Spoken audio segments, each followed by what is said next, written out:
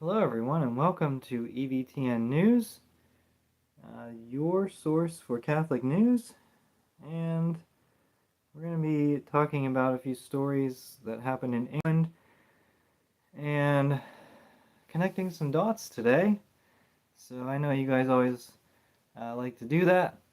So let's get started. On October 21st, Pope Leo appointed Bishop Nicholas Hudson as the new Bishop of Plymouth, England.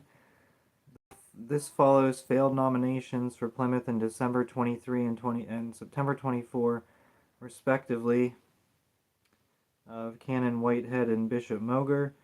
In his intervention at the Bishop Hudson, in his intervention at the European Continental Assembly of the Synod in Prague in February 23, listed the inclusion of LMNOP plus people and their acceptance as a dominant concern. He said inclusion was a central concern throughout our synodal journey. The inclusion of LMNOP plus people and remarried divorcees in the life of the Church. These conversations often revealed a certain tension. The Church is called to proclaim its authentic teaching boldly while at the same time bearing witness to radical inclusion and acceptance. Well, the Church does call the Church does call to proclaim its authentic teaching.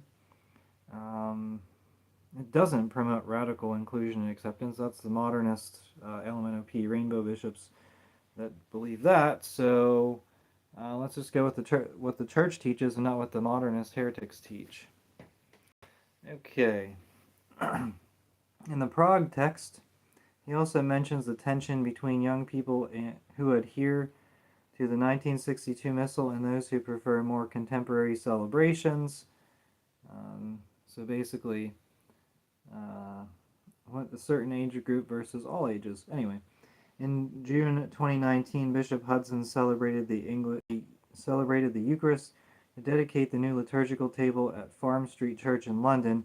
A diocesan report on the event added that Farm Street is now a place of welcome and hospitality for all, including the LMNOP plus Catholics of the Westminster community. So he's seems like he's very friendly towards the LMNOP Catholics, but well, Catholics, he's very friendly towards the LMNOP agenda, but what about Catholics? That's a good question. We'll get to England just in a short time, but this is a significant this is a significant article. So in an October 18th statement, Cardinal Supich announced that Father Jaime Reyes, who had been the pastor of Little Flower Parish in Waukegan in Chicago since 2019, was removed from a position pending an investigation after serious allegations surfaced that the priest had groomed seminarians. The Cardinal wrote in a statement, the allegations do not involve children and youth, but they do involve seminarians. Oh, okay. So at least it's not legal. Or it's not, at least it's not illegal, but it is. Anyway. Okay. So there is from his from a short summary about Father Reyes's past. He was born in the Philippines. He joined the Missionaries of Perpetual Adoration, who sent him to Mexico for seminary studies. After discerning that he was called to the diocesan priesthood, he came to the Archdiocese of Chicago and spent a year at Casa Jesus before entering the University of St. Mary of the Lake, or otherwise known as Mundelein Seminary. So Mundelein, it's notorious for leftists and LMNOPs, although it's a seminary. It was and is a seminary for Chicago. In the 70s and 80s, what do you expect? Like, do you expect it to be Catholic? I mean, I assume that it was pretty questionable. And if Bishop Barron is the most conservative that came out of there, then you know that things are pretty far left. Okay. So, Casa Jesus, if you'll recall, and I've talked about this before, now we're connecting some dots. It was a perv priest recruiting organization in Chicago. They heavily recruited Hispanics. This priest was from the Philippines, so I guess it wasn't exclusive, but they had a extensive amount of LMNOP activity and were shut down whenever a priest was caught with, let's just say, stuff on his computer. Obviously arrested, and now one of the previous directors of Casa Jesus is now the Archbishop of Cincinnati. And again, I've discussed this story, or I discussed this situation multiple times, and I think it was even last week, this Archbishop of Cincinnati decided to, I guess, discard the decision by the previous Archbishop of Cincinnati to disassociate from the Girl Scouts. He said, no, it's not really a problem, even though they promote, even though they promote things that Catholicism doesn't agree with, it's all right. We're not going to disassociate with them. So there was that. Now, I guess another big association here is Father Reyes studied at the Pontifical Gregorian University in Rome in 2010 to 2012, which is also supposedly full of LMNOP activity. That doesn't mean that every priest that goes there participates in it, but I think most of them pretty much know what goes on, right? You just have to cover your ears, close your eyes, and just ignore it. Because otherwise you're going to be kicked out of the diocesan seminary. So, there's that interesting connection. Just another one. And I would be interested to see what all priests are connected to Casa Jesus. That would be an interesting roster to see what, see whose names would be on that list. It would be maybe a smaller scale Epstein list of sorts. Oh, am I even allowed to say that on YouTube? I guess we'll find out. Okay. King Charles III prayed alongside Leo in the Sistine Chapel during a state visit to the Vatican, a gesture unprecedented since England's schism from Rome. The king and queen, I guess, were seated next to Leo, and the Anglican lay Archbishop of York, Stephen Cottrell, co-presiding over the ecumenical service of psalms and readings. The theme of the service was Christian unity. Earlier in the day, Leo received the royal couple in audience and dismissed matters of common interest, so-called matters of common interest, including environmental protection and the fight against poverty, and the need to continue promoting ecumenical dialogue. What about conversion to the Catholic faith, and what about repentance for the sins that the heretic Anglicans have perpetrated against Catholics? Many Catholics were killed, tortured by the heretics because the king wanted to divorce his wife, and the tradition, although it's been handed down, although the heretical faith has been handed down, maybe not such such brutal persecutions have been handed down, which is very nice for Catholics in England, but they still have possession of the buildings that were stolen from the Catholics, and so returning them to the Catholic faith would be certainly necessary. Okay, so the so-called queen, was previously married in the Catholic Church. Apparently she was previously married in the Catholic Church, making her so-called marriage to Charles invalid. At least that's what I've heard. I don't know. Maybe someone can quote me on that. But yeah, just a real mess. Real mess. Okay. Um, as expected, the Italian Bishops' Synod approved the document titled Leaven of Peace and Hope today. The document promotes LMNOP sins.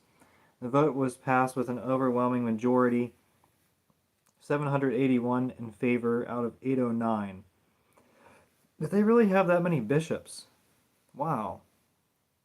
Okay. The text will now serve as a reference for the Italian Church's guidelines and decisions. Among the approved proposals is the idea of overcoming, quote, the discriminatory attitude sometimes prevalent in ecclesial circles and recognizing and accompanying homoaffective and gender misidentified people. Okay. Alright, other proposals include supporting LMNOP marches, providing pro-LMNOP training for pastoral employees, integrating hardened sinners and adulterous unions, cohabitating couples or civil partnerships into the church. So the Italian bishops are not not interested in anything Catholic, and that's that. So very good. Very not very good.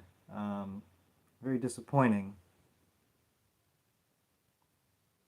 But good for Catholics to know where they stand, because if these bishops stand for this nonsense, degeneracy, and arbitrary genders, then then Catholics cannot stand with the bishops. So it's at least good for them to know. Okay. Father Z says, during a mass at San Pietro, I sat right behind Ernest Cardinal Simoni, age 97 years old, from Albania. He was tortured and imprisoned to do forced labor and sentenced to death. At the end of the Mass, he went to the ambo and recited the long St. Michael prayer as an exorcism, specifically as an exorcism. Remember, Pachamama was introduced into the Vatican, and who knows, several altars were desecrated, and so performing an exorcism is, just really should be the standard for Catholics. So, okay. Let me pull up a post here. So there was Mary Queen of Peace. Oh, this is better. Okay. In Pittsburgh, Pennsylvania, St. Adalbert Church and St. Mary of the Mount Church. They had an announcement that said, this weekend we have a wonderful opportunity at the 11 o'clock a.m. Mass to highlight our pride as Pittsburghers. NFL Films is working on a project highlighting Pittsburgh that will be shown before the NFL draft this spring. There will be a crew filming some footage at the 11 a.m. Mass featuring our passion for the Steelers, even during the weekend liturgies. If you're planning on attending the 11 a.m. Mass, please consider showing your support of the Steelers by wearing black and gold. This is not intended to disrupt the Mass or take away from the liturgy.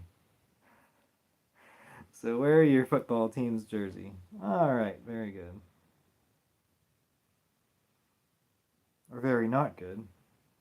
Because, every once in a while there are people who post about dressing like a slob because they don't want to offend the poor people. Really? Is that your excuse for dressing like a slob? Okay. You can take more than... it really doesn't take that long to dress nicely. Find a pair of clothes, dress nicely. Yeah, you can iron your shirts, but it's not hard. It's really not. Just put a little bit of effort. Just a little bit of effort makes all the difference. But no, you gotta dress like you gotta roll out of bed and just throw on some clothes. Okay. And as far as the poor people go, give them $10. Have them go to Goodwill, pick up a nice outfit. Not hard. Really not hard. Not expensive. Okay, Leo said some things in his Sunday homily. The supreme role in the church is love. No one is called to dominate. All are called to serve. No one should impose his or her own ideas. We must all listen to one another. No one is excluded. We are all called to participate. No one possesses the whole truth. We must all humbly seek it and seek it together. Well, the church possesses the whole truth. I don't know what he's talking about there. The scriptures possess the whole truth. Being a synodal church means recognizing that truth is not possessed, but sought together, allowing ourselves to be guided by a restless heart in love with love. That's pretty fruity. Okay. And then he says, dear friends, we must dream of and build a more humble church. A church that does not stand upright like the Pharisee, triumphant and inflated with pride, but bends down to wash the feet of humanity. A church that does not judge as the Pharisee does the tax collector, but becomes a welcoming place for all. A church that does not close in on itself, but remains attentive to God so that it similarly listen to everyone. Let us commit ourselves to building a church that is entirely synodal, ministerial, and attracted to Christ, and therefore committed to serving the world. So something, I mean, it seems as though social justice is the most important thing.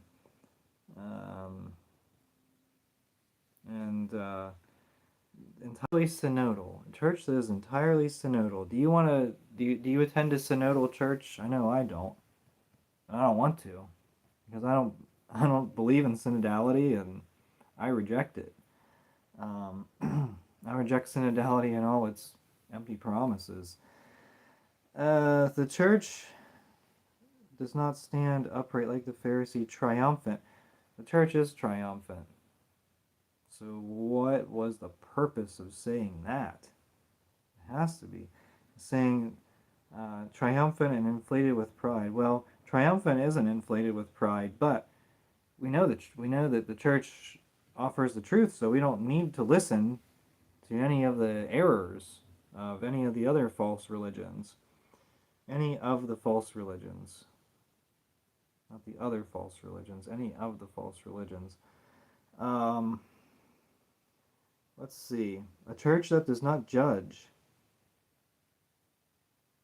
Now he does compare the Pharisee as a tax collector, but the church needs to judge. The church does judge. Any excommunications.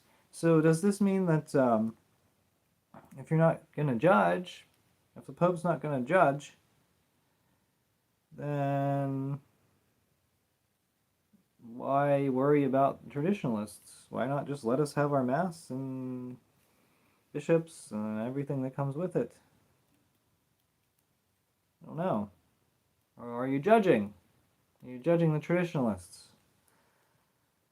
I think that's a very valid question. And then you want the church to listen to everyone. Well, okay, but we're not going to take it into account. If a person says that they want women priests, then you say, well, the church is going to judge that that's incorrect, that's heresy, and condemn them. At least it should. Alright. Well, that's all I have for today.